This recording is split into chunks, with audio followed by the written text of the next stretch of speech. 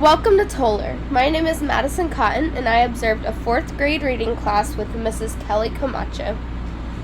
Tolar is a very tight-knit community. They are a very white and predominant community with also second of Hispanics. They are very supportive of church-oriented families, as well as businesses and other organizations are very supportive of the elementary school as well.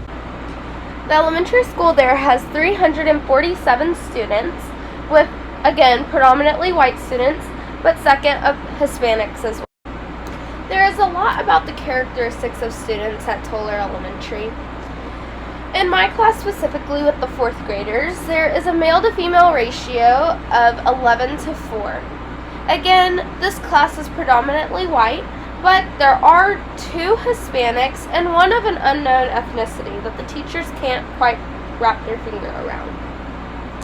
There are disabilities and other accommodations such as ADHD in classes and other disabilities of one student with an instructional level of varying. There is a wide variety of student approaches to learning. A lot of these include visual aids on walls for students to be able to take a look back at when needed. There are very visual, verbal learners as well as kinesthetic. That's why certain movement of inactivities really helps the students out. As you'll see later in this video, things like stations. Modalities, again, are very visual and or kinesthetic. For my 2Ts specifically, it is hard for him to sometimes apply prior knowledge when he doesn't understand something.